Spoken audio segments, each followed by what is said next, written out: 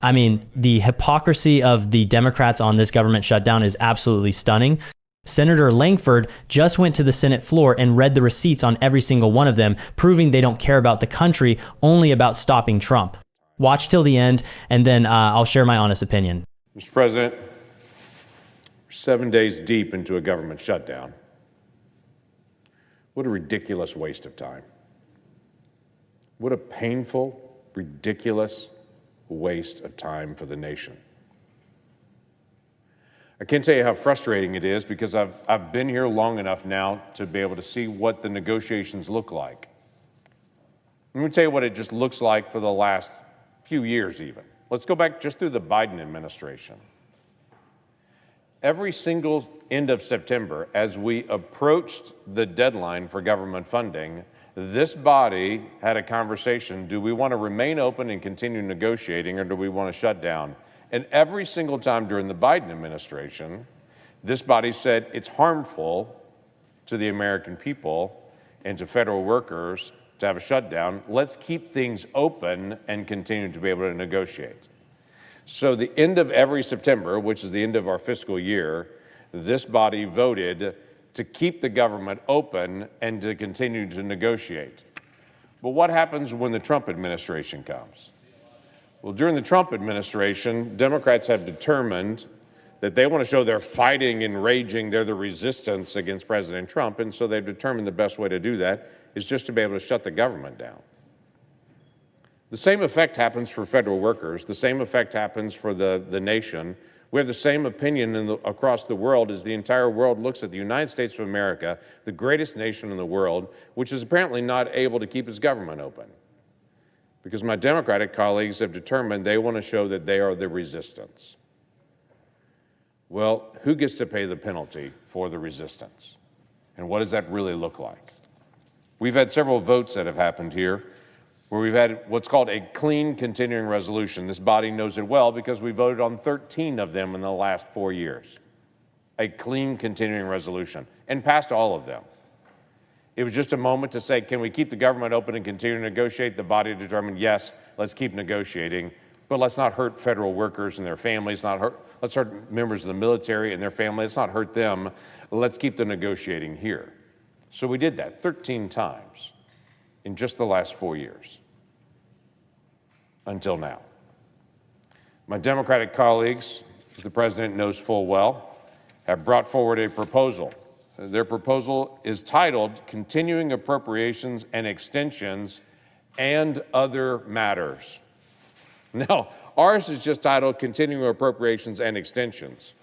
Theirs is titled Continuing Appropriations and Extensions and Other Matters. It should make you say, well, what are the other matters?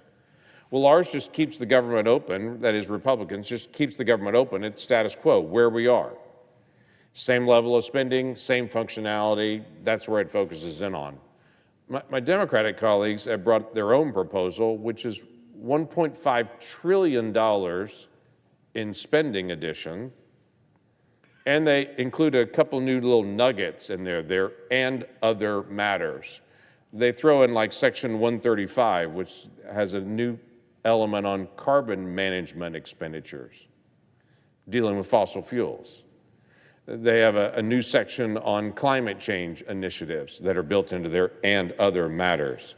They have Section 154, which is getting additional funding to the Corporation for Public Broadcasting. They have Section 2306, which allows a new extension of electric vehicles getting access to HOV lanes. These are the demands that they put in to say, we will not reopen the government unless we get electric vehicles into HOV lanes, and additional money for the Corporation for Public Broadcasting, and carbon management expenditures. And oh, by the way, there was a $50 billion rural health care fund that Republicans passed in the One Big Beautiful Bill. They also want to get rid of that $50 billion rural health care fund, saying we need to wipe that out. Can I tell you, rural hospitals really need the help. $50 billion would really be a huge help for them. We have called that the moonshot to be able to bring rural health care up to the standards that they need to be across the country, they just wiped that out and included that in their "in other matters" section. To say, yes, we want to open up the government, but we also want to close down more rural hospitals at the same time. Listen, we have disagreements on things. It's not we're just different parties. We come from different states and different areas. We have different perspectives. Welcome to America. We have different opinions on things. That's what this body is supposed to be about. But when we have disagreements, we should be able to actually sit down like grown-ups and talk to each other and figure out how to be able to solve it. That's what actually should be done. This is not a radical concept. This is a pretty straightforward concept. Surprisingly enough, my colleagues have agreed with me in the past on this. Let me just give you some examples. My colleague, Senator Ben Ray Lujan, in September of last year said shutting down the government should be a non-starter.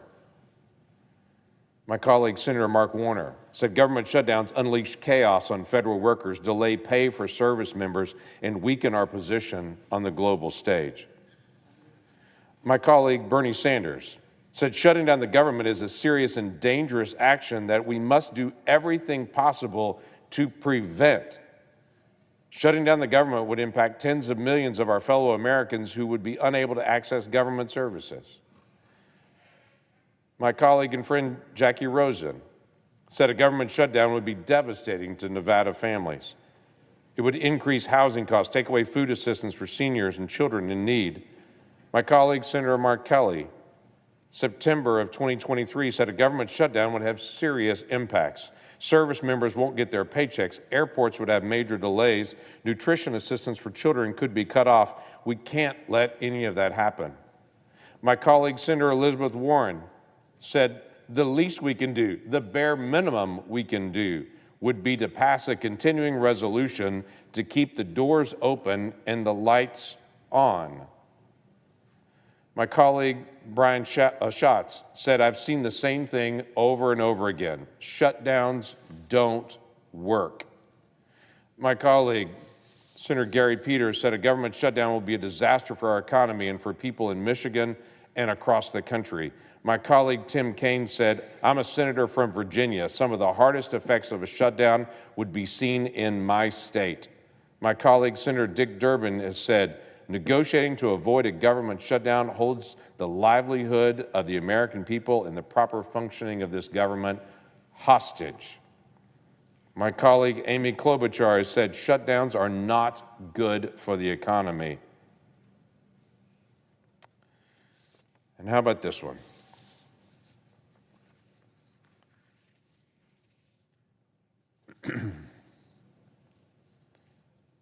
Oh, I've got to find my favorite.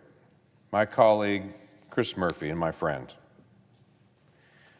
made the statement, there's a time and a place to debate health care, just like there's a time and a place to debate energy policy, immigration, and education, but not when funding the federal government and all the lives that are impacted by it hang in the balance. I could not agree more. So we have an opportunity just to be able to open the government up. We have literally a bill on the floor today, just like we had yesterday, that's already passed the House of Representatives, that would just open us up for another 6 weeks now, allow us to be able to get appropriations work done, and to reopen. The same thing we did 4 times during the Biden administration in September, the same thing we've done 13 times in the last 4 years, just to be able to keep the negotiations going and to not have all these consequences. I've worked for years to be able to end government shutdowns. Some of my colleagues that are here on the floor know it full well. We've talked about it before multiple times. I have a bill that's called Preventing Government Shutdowns. It's very straightforward. It just says if we get to a moment like this, instead of federal workers and their families suffering the consequences, we do. We have to stay in session 7 days a week. We can't move to any other bill other than appropriations. And we have to be able to get our work done. It is as simple as if you don't finish your work at class, you have to stay after class to finish your work. But it holds everyone else harmless and puts the pressure on members of Congress where it should be. This is not a controversial issue outside of this body. The last time we had a vote on this bill, we had 56 votes, and one member that was absent that day stated publicly would have voted for it if they'd have been in that day. So we would add 57 votes. We just need 60 to be able to make this thing law, and so that we would literally never have a government shutdown ever again, ever. We would still have the debate on budget issues. We're going to have issues of budget disagreement. That's going to happen. We don't agree on everything. We should have the fights on budget. But we should have the fights here and hold everyone else harmless in the process. We're 57. We just needed 60 votes. And literally this day and this time wouldn't happen.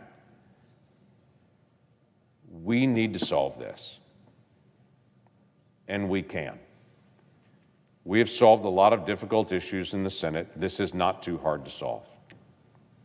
My friend and colleague, who is the ranking member on appropriations, has worked incredibly hard. Senator Murray has worked incredibly hard on appropriations for years, knows this process can be done well. But the last time we did appropriations in the time and in the order they should have been done was 1997. 1997. So let's fix our process. The entire country is staring at us thinking, can't you guys get this together? Yes, we can. We just have to agree not only to reopen the government, which should be the lowest threshold, but then fix our process of how we actually do this work to make sure that we actually get the 12 appropriation bills done on time. And when we don't, we stay after class until it's done and just stay at it. We can figure this out. There are 100 smart people in this room, 100 smart, stubborn people, but 100 smart people in this room. Let's figure it out together. I yield the floor. It's the sheer audacity of it. I mean, they're doing this right out in the open. This is the smoking gun, isn't it? 13 times. 13 times under the last guy, they said, oh, shutdowns are harmful. We must protect the federal workers. We must negotiate. And every single time they voted to keep it open. Every single time. But now, now it's the resistance. Now it's this grand moral crusade. The entire point is to fight and rage against one man. That's the only thing they care about. They're so blinded by their hatred of Trump that they're willing to just burn the whole thing to the ground. It's honestly pathological at this point. This is Trump Derangement Syndrome in its purest form. They have two completely different sets of rules. One for when they're in charge, where they pretend to be the adults in the room. And another for when a Republican, especially Trump, is in office, where it's totally fine to inflict pain on military families. I mean, who does that? Who wakes up and decides, you know what, I'm going to use the livelihoods of federal workers as a pawn in my petty political game? And it's vindictive. It's theater. And they're hurting real people just to appease their unhinged base. And this whole thing about the two bills, it's such a disingenuous media talking point. The Republicans offered them the exact same bill, the exact clean bill they passed 13 times before. Just keep the lights on. That's it. But they couldn't just take the win, could they? They couldn't just govern. No, they had to reject it. Why? Because they needed something more painful for Trump, I guess. Instead, they load up their own bill with a 1.5 trillion wish list. It's political extortion. They're literally holding the government hostage to get special lanes for electric vehicles, more money for PBS, carbon management. Are you kidding me? They're telling the military they won't get paid unless we fund their Green New Deal nonsense. You have to call that what it is, a shakedown. It proves this entire crisis, this whole shutdown, was manufactured on purpose. It was intentional. But the best part, the most infuriating part was the list. Just reading their own words back to them. The nerve of these people to have serious and dangerous, Dick Durbin, hostage taking, Mark Warner, chaos, all these guys, Elizabeth Warren, all of them on record, knowing how bad this is. Their principles are just, they're a joke. They don't exist. This devastating impact they all warned about, it just magically vanished, did it? The second Trump is in office, chaos and hostage taking suddenly becomes a moral duty. It's unbelievable. And this is the proof. This is all the proof you ever need. Their hatred for Trump is the only thing that motivates them. It is more powerful than their duty to the country. It's more powerful than their patriotism. It's more powerful than anything. They know they're hurting Americans and they just don't care. I'd love to hear your feedback. Drop it in the comments. While you're down there, smash that like button and hit subscribe. Big thanks, and I'll see you in the next one.